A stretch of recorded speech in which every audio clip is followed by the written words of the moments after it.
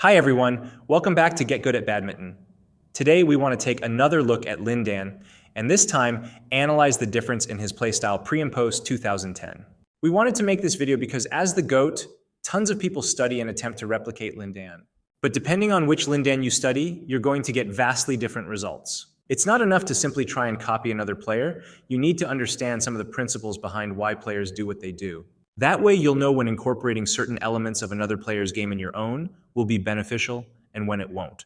Today, we're going to look more specifically at the change in Lin Dan's overhead setup and why he went from a faster, more narrow setup to a slower, more open one.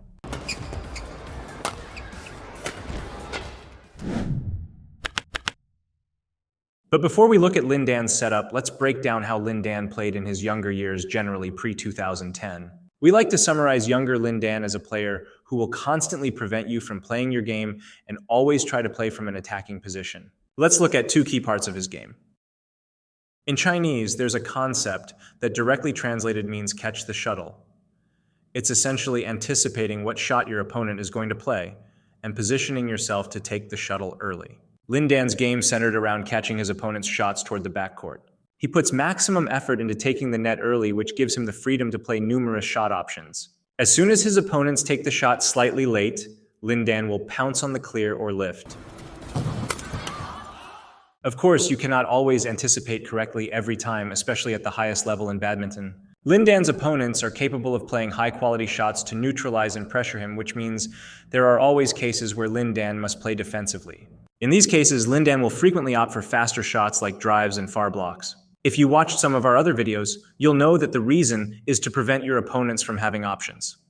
Most players generally can't do much with a drive except drive back or block. This is why many people consider young Lin Dan to have some of the smoothest play. His shots are all very intentional, and he matches his shot speed with his footwork. Lin Dan's opponents aren't able to do much against him and often get choked out trying to match Lin Dan's pace.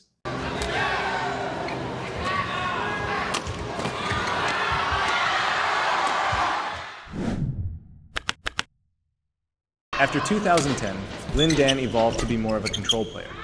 There was less emphasis on trying to take every shot early and more of a willingness to play defense. That does not mean his opponents stopped facing pressure, though. They just felt a different kind of pressure. While playing against pre-2010, Lin Dan made you feel like you were constantly trying to speed up to match his pace. Playing post-2010 Lin Dan always felt like you had to play perfectly to win the rallies. He'll give you the attack and you can see him take the shuttle late more often, but he's very well aware of his positioning and understands exactly what returns are likely and dangerous. Hence, he often returns shots that would otherwise be winners and puts his opponents out of position for an opportunity to counterattack.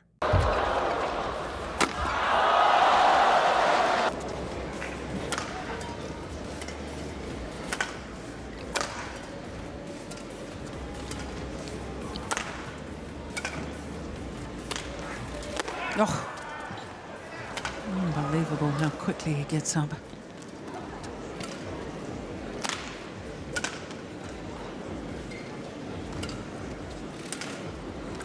Nice. Additionally, Lin Dan has phenomenal shot quality and still a number of shot options when taking the shuttle late. His opponents cannot hover toward any side too much as they need to respect all of Lin Dan's options and thus often fail to punish Lin Dan when he's out of position.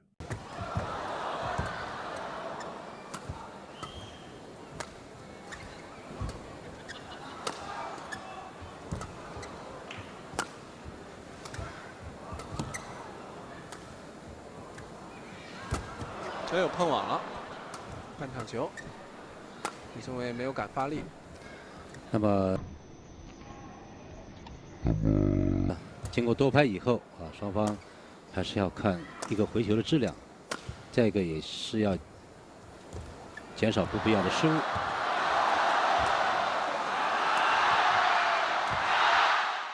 And when you constantly feel like you have to play perfectly, you can end up making more mistakes as you try to pin the lines and keep your shots as close to the net as possible. This is even more the case considering that Lin Dan can still play fast after 2010. Every so often, he changes his speed, which makes guessing what Lin Dan is going to do nearly impossible for a typical player.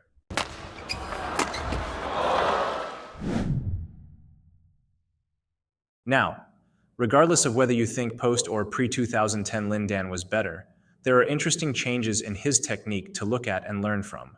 Today, we want to focus on his overhead setup. You may have noticed that older Lin Dan generally sets up slower and lower compared to younger Lin Dan. Given our understanding of how younger Lin Dan plays compared to the older version of himself, these differences in setup make a lot of sense. When you set up quick and high, it allows you to generally take the shuttle earlier and create steep angles to push the pace of the game. And because you're playing so fast and raising your racket at speeds that often suggest that you're playing a smash or drive, setting up high and fast can make fast to slow pace changes more effective. For example, instead of smashing or driving, you can use punch clears and drops to throw your opponent's rhythm off. Watch how younger Lin Dan often uses these fast to slow pace changes in the backcourt.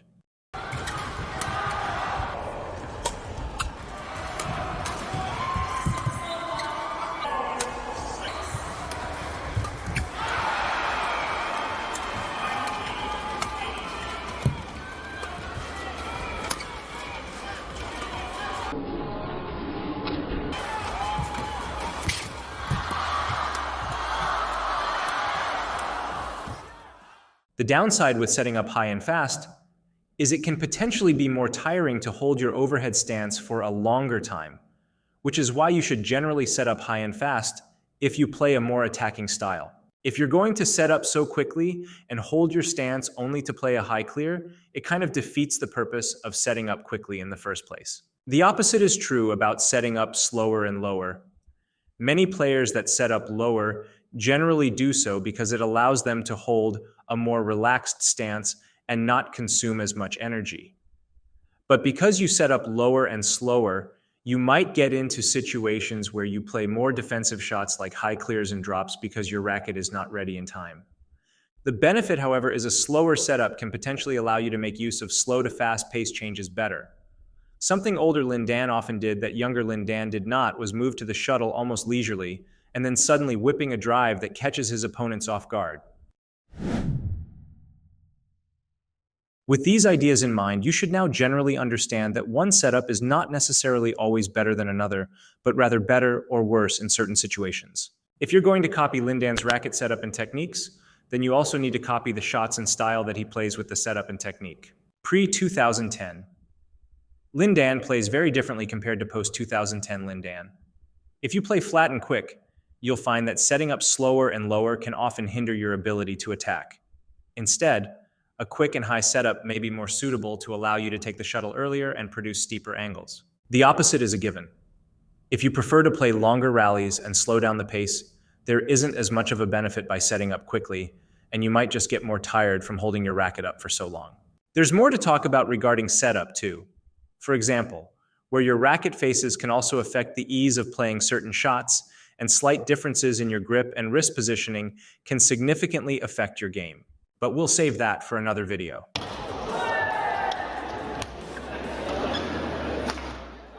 If you like this video, make sure to hit the like and subscribe button so you don't miss out on our future content. Let us know what you want to see next in the comment section below.